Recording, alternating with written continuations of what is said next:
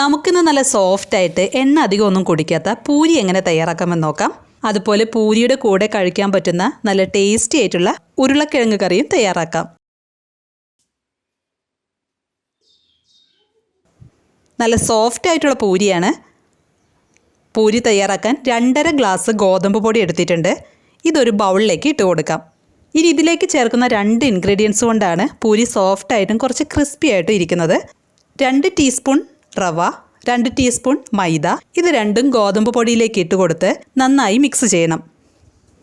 ഇനി ചെറു ചൂടുവെള്ളം എടുത്ത് ആവശ്യത്തിന് ഉപ്പ് ചേർത്ത് മിക്സ് ചെയ്ത് പൊടിയിലേക്ക് കുറേശ്ശെയായി ഒഴിച്ചു കൊടുക്കണം.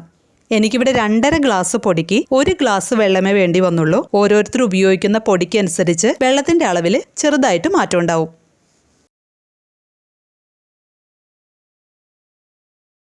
പൊടി നല്ല മയത്തിൽ കുഴച്ചെടുത്തിട്ടുണ്ട്. ഒരു 15 മിനിറ്റോളം റെസ്റ്റ് ചെയ്യാൻ വെക്കാം.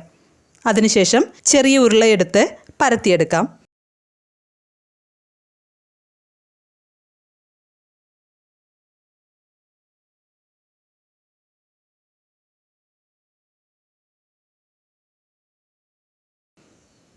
ഇതുപോലെ കനം കുറച്ച് പരത്തിയെടുക്കണം.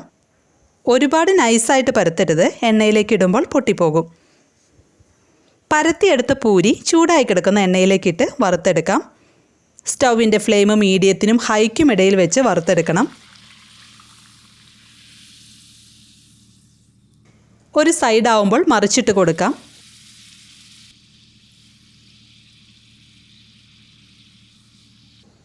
നല്ല ഗോൾഡൻ കളർ ആവുമ്പോൾ എണ്ണയിൽ നിന്നും കോരി ടിഷ്യൂ പേപ്പറിലേക്കോ കിച്ചൺ ടൗലിലേക്കോ മാറ്റാം.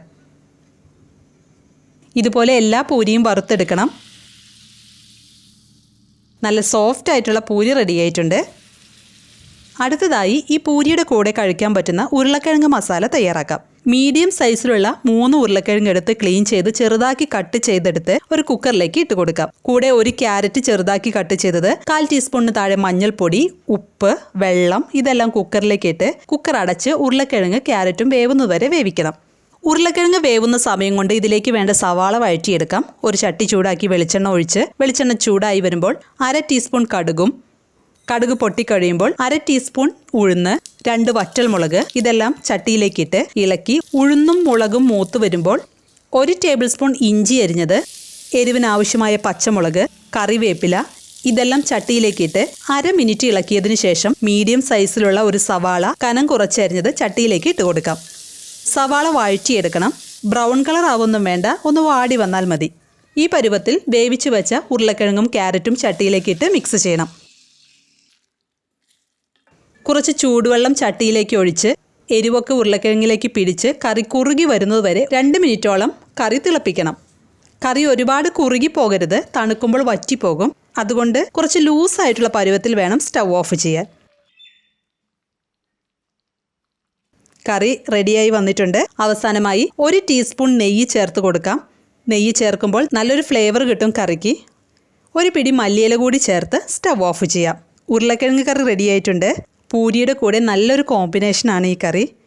എല്ലാവരും തയ്യാറാക്കി നോക്കി അഭിപ്രായങ്ങളും നിർദ്ദേശങ്ങളും കമൻറ്റ് ചെയ്യണം. അതുപോലെ വീഡിയോ ഇഷ്ടമായാൽ ലൈക്ക് ബട്ടൺ പ്രസ് ചെയ്ത് ഷെയർ ചെയ്യാൻ മറക്കരുത്. അപ്പോൾ പുതിയൊരു വീഡിയോയുമായിട്ട് നമുക്ക് വീണ്ടും കാണാം. താങ്ക്